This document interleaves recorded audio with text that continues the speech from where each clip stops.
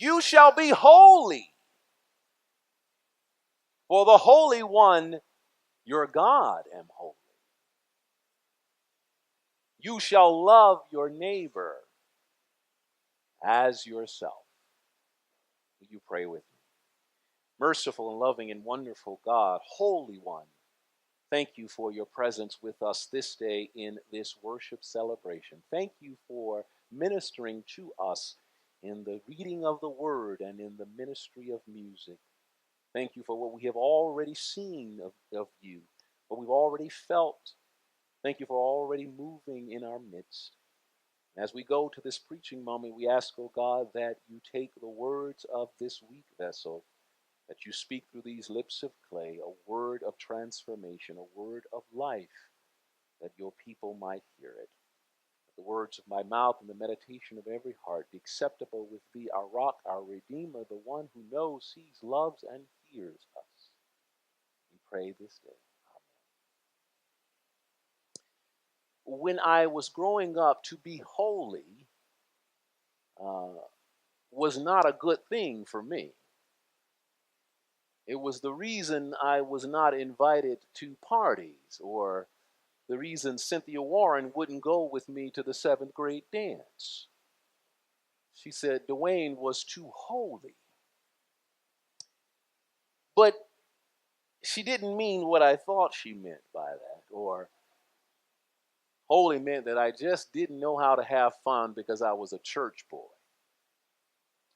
When I was growing up also, my parents, who had experience as sharecroppers, grew a lot of food on our property.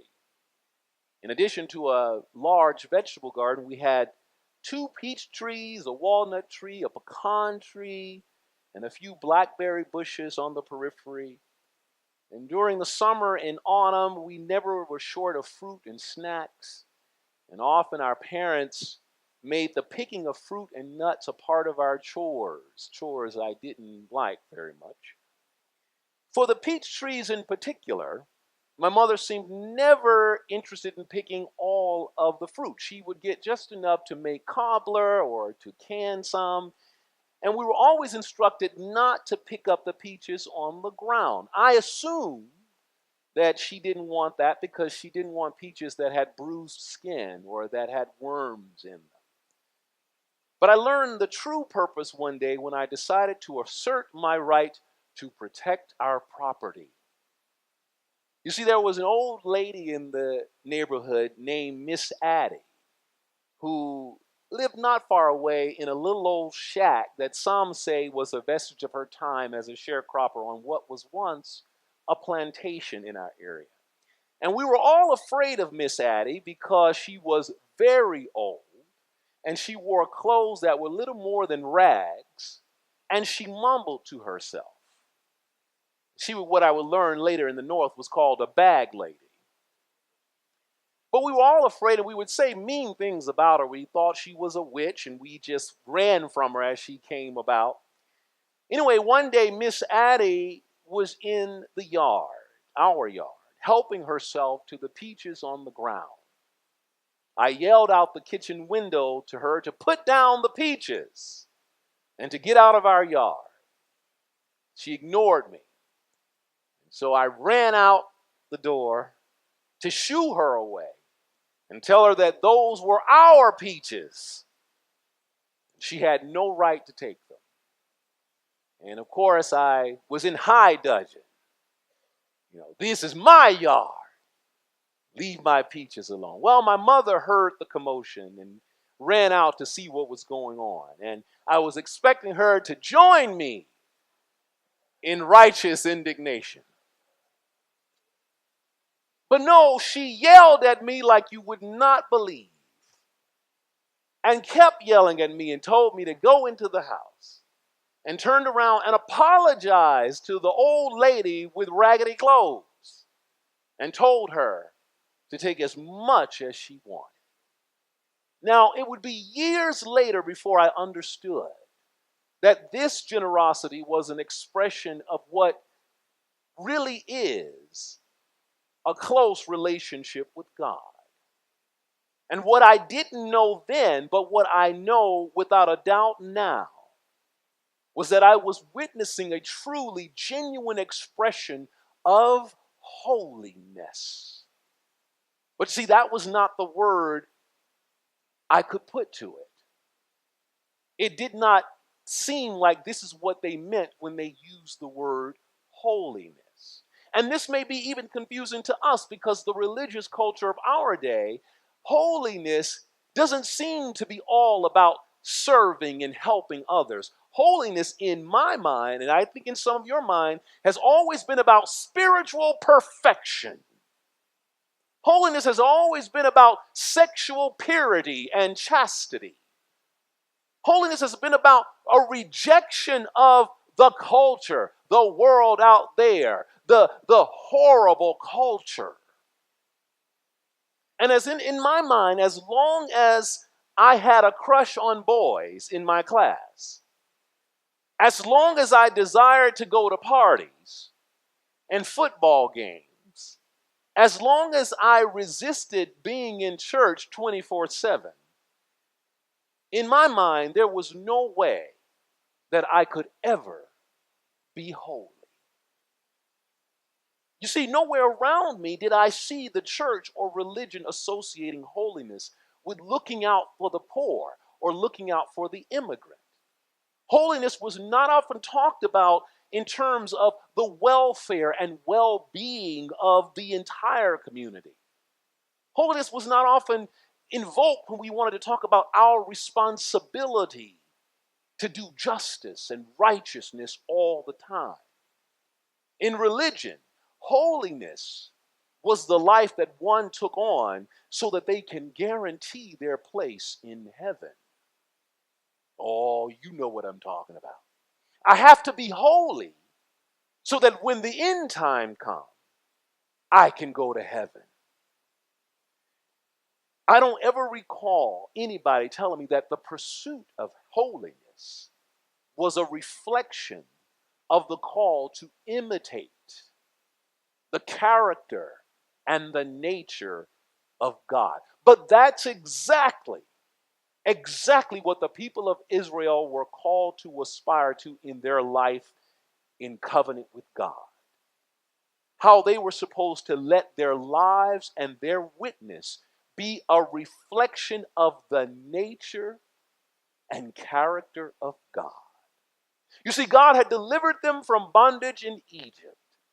Moses had led them through the wilderness to the place where they are now, forming themselves as community. God directed Moses to make a sanctuary, the tabernacle, where God can show up in their midst.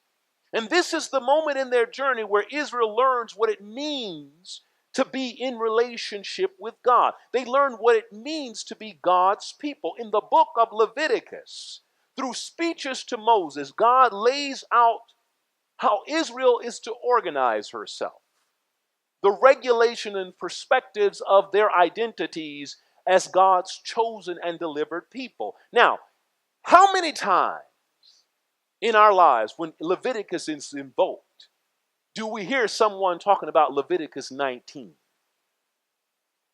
How many times when holy folk want to bring up Leviticus, do you hear Leviticus 19 where God says, "Be holy, for I am holy"? And then God goes in to tell you what it means to be holy. And not once does God say, "Be sexually perfect." See, I'm about to get mad, but see, because I've been missing it.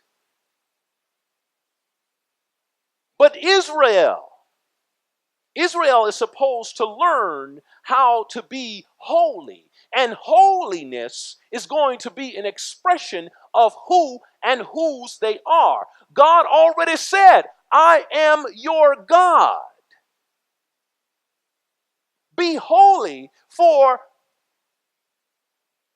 me, God, your God, am holy." So what does holiness look like? So I just want to go, I want to get this clear. God tells Moses to tell the entire congregation of Israel, that's all of them, everybody who's there, "Be holy, For I, the Holy One, your God, am holy. God did not say, be holy so that you can be saved.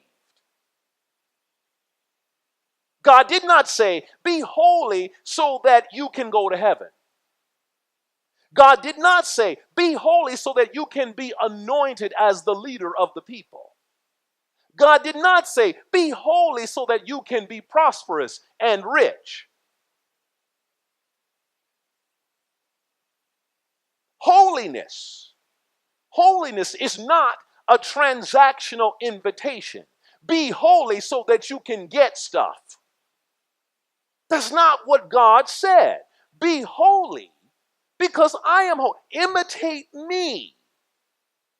Holiness is not some tools or some means of getting something. Be holy. Imitate me. God is not telling them to do anything else but be like God.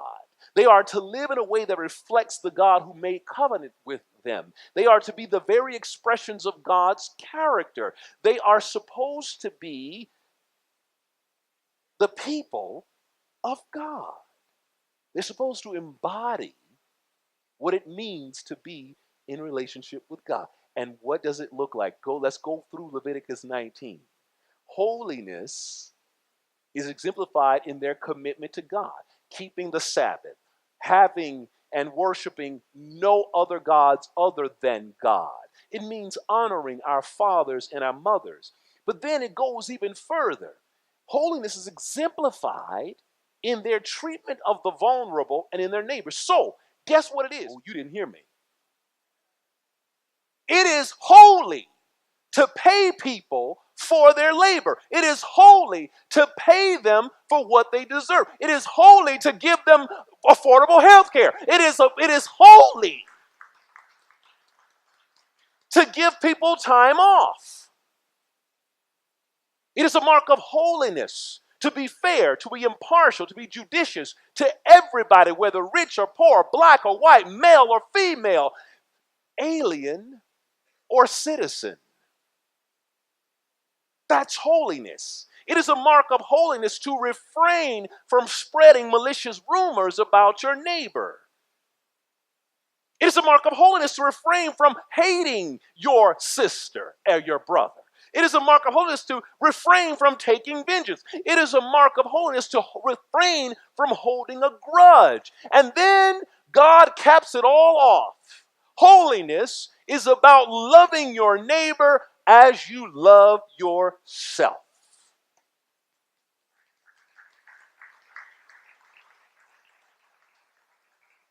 So if anyone thought Jesus came to abolish the law, they were in for a rude awakening. In that Sermon on the Mount, Jesus goes all the way back to when God said, be holy, for I am holy. And so being holy means being related to God. It's a dynamic state whereby the people are set apart. The choir sang it, set apart for you. Set apart. What do we mean by set apart? Not holy as something that you cannot aspire to. Being holy is not about chastity and virtuous sex and sexual. It's about the character of God and the character of the people who are related to God. When people look at you, they ought to be able to say, she is related to God. When they look at us, those people are related to God. They gave me something to eat. Those people are related to God because they treated me fairly. Those people are related to God because they did not disrespect me. Oh, unfortunately, we have come to believe that holiness is too hard. That holiness is all about sexual purity that we have not been called to. We've come to believe that holiness is a call to live a chaste and cloistered life where we have to check how much fun we have before we get in trouble. We've come to believe that holiness is an audition for our place in heaven. And I honestly believe this. I believe that the church and the empire want us to believe that holiness is hard. They want us to believe that. They want us to believe that holiness is all about the things that we cannot attain. And here's why. Because it is easier to convince us that God wants us to check our desires or God wants us to deny our sexuality than it is to organize our economy and our politics around sharing what we have. It is easier to convince that everything that's going wrong is with you personally, as opposed to a society that treats people with disrespect, that don't give people a living wage, that don't give people their health care. It's easier to convince us that it's all about making money. It's about individualism. It's about private property. It is easy to convince us of that than it is for us to give away what we have. It is easier to convince us that it's all about getting as much as you can before you lose it, as it is about, hey, there is enough to go around for all God's children. We just need to share it as beloved community. So that's why they want us to believe that holiness is all about sex and not about economics. That holiness is all about justice and not about ideology. But holiness in this formulation is all about how we treat the other. It's all about how we treat the other. A holiness that inspires people to share their abundance, to provide workers with a living wage, to treat the poor fairly and decently as you treat the rich, and to be impartial in our provision of justice and respect, no matter who they are. So, there are many ways, all God's children, that we show that holiness. There are many ways that we exemplify that holiness when we provide food and transportation and housing assistance from our benevolence fund to the most vulnerable people in the community. We are being the holy people of God. When we feed people a nutritious meal every Thursday in our dining hall, we are accepting God's call to be holy. And when we open those doors to all God's children, no matter who they are, where they've been, and what they've done, we are being holy. So, God calls us to be holy, calls us to be set apart from the way the world works. Holiness is about our responsibility to each other. Holiness is about loving our neighbors as ourselves and putting a check on the anger and the grudges and the vengeance that destroy our relationship. Holiness is about rejecting those social, political, and economic arrangements that leave the most vulnerable behind. Holiness is about rejecting those arrangements that celebrate greed and exploitation. Holiness is about rejecting any ideology or any politics that encourage division and violence and vengeance. Be holy. You see, now I don't have a problem with being called holy. The only problem I have now is sometimes it is easier to accept the way the empire tells me to behave than it is the call that God places on my life. It is easier to go to the world of ideology and partisan politics and say they are the way they are because they don't know how to act. Or those people over there are the wrong type of people. They don't know what to do.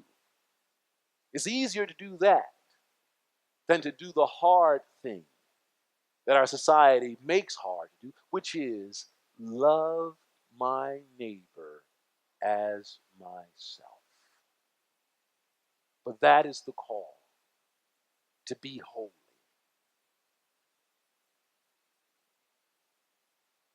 Be holy. Because the God that we claim, the God that we embrace, the God that we hope to see is holy.